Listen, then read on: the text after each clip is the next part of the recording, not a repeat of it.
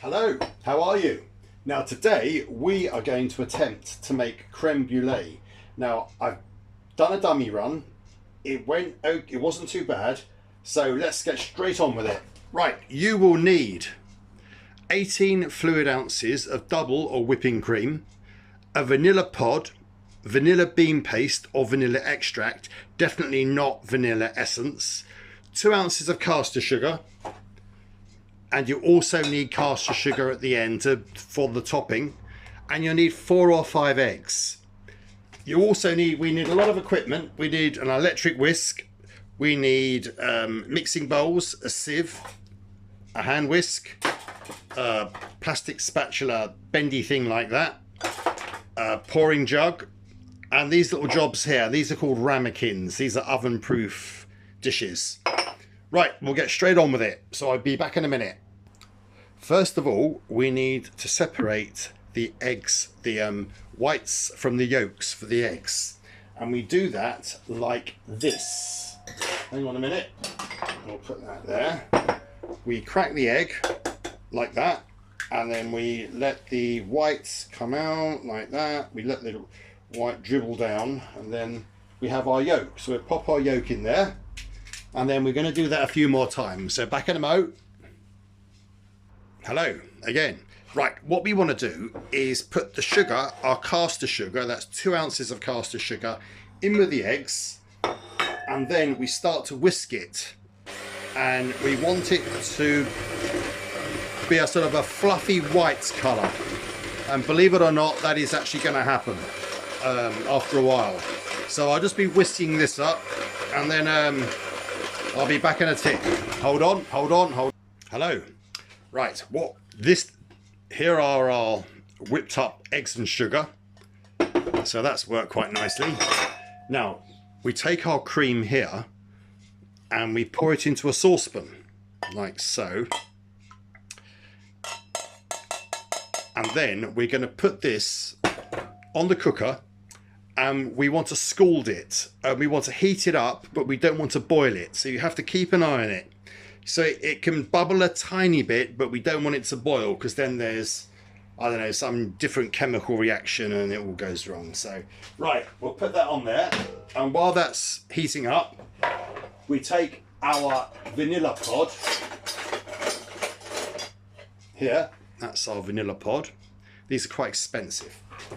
And we cut him open like this, like that, and then inside is all this loveliness. Now some people put it in the cream and some people just put it straight into the mixture here. So we're going to pop it into there like that, and once your friends have tasted this, you're gonna find it difficult to get rid of them. And you're going to find you've got friends you didn't know you had. Once the word gets out that you can make this, you're going to be very, very popular. Right, there's that. Actually, I don't know why we have to boil the cream. I suppose it's something the French invented just to confuse us. Anyway, we have to say hello to our French friends today because it's the first day of the Olympics. So, there we are. Look at all that loveliness going in there. Honestly, you're going to love this. This isn't really the sort of dessert you want to give to someone who's diabetic. It's not going to work for them. Hold that cream in there. Right, I'll be back in a mo when the cream is scalded. Hello. Right, this is our scalded cream. See, it's heated, but it's not boiling, and we pour him in there like that. Right, and we'll get rid of that, throw that in the sink. And then we have to whisk this up, like so. And it will start to thicken. Now yesterday when I was doing it, I had a dummy run. I sprayed it, I mean, this kitchen looks like a Jackson Pollock afterwards. There is cream everywhere. Anyway, I'll see you in a mo. Hello, back again. Right, we've whisked this up, and although it doesn't look like it's going more solid, it is. So what we do now is we pour that into our jug here. Now you could probably thinking, why didn't he just mix it in the jug to begin with? And I have to admit, so am I. Now, and we just scrape out all our loveliness here. Look, all those bits of vanilla, yummy yummy, going in there like that. And while I was whisking it up, I mean, this place is just covered. I'm covered. Everything is covered in cream. Right, so that's in there. Now what we do next is we get one of these, and this is the sort of thing you chuck your chicken in when you roast it, or your whatever you do, or meat or whatever. It's sort of an oven roasting tin, and we put our ramekins.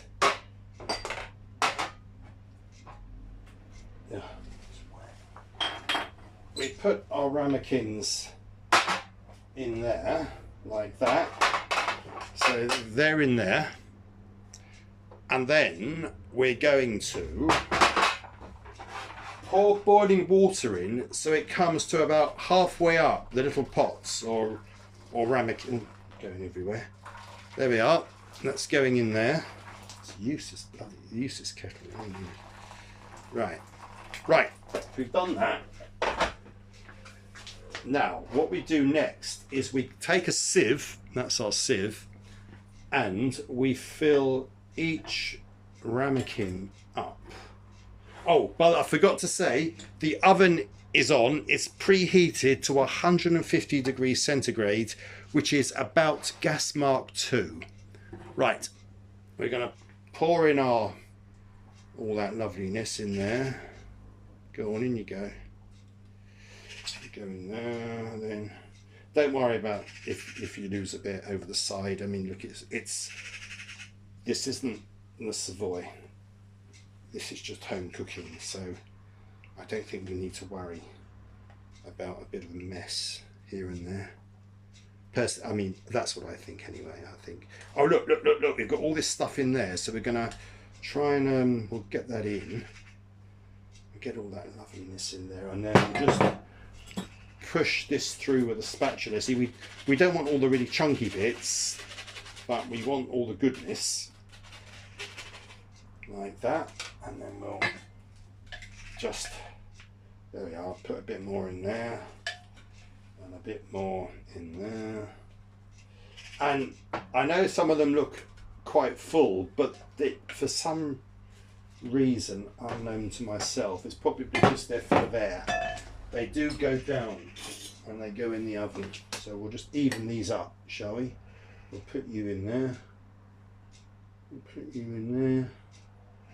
Bit in there. In there. I think that's about even. Now, we're going to put this in the oven for about half an hour. About 35 minutes, half an hour. So, we'll be back in a minute. Hello. Right, well, just like in Blue Peter, I've got one I did earlier because the others are still in the oven. Now, when they come out of the oven, they want to still be a bit wobbly.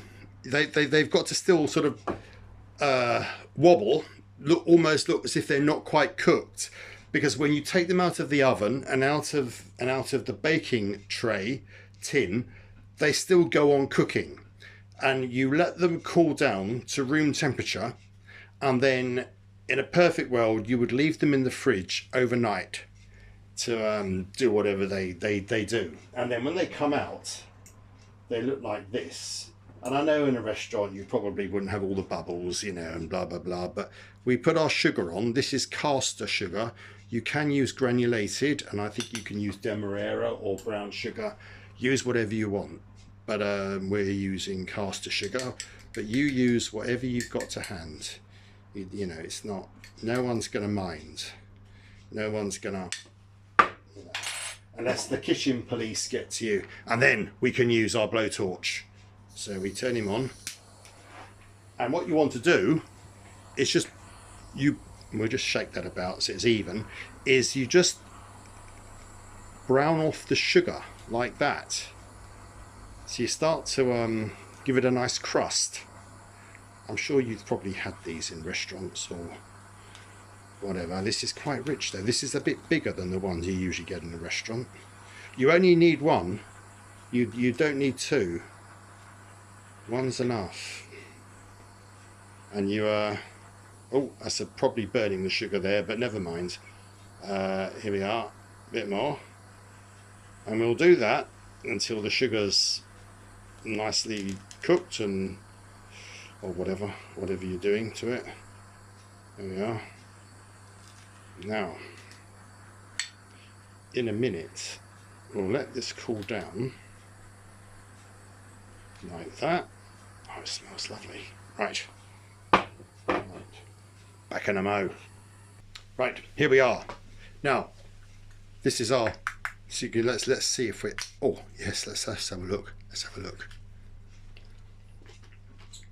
Oh my god, I can't believe I've made this. This is so... oh, it's incredible.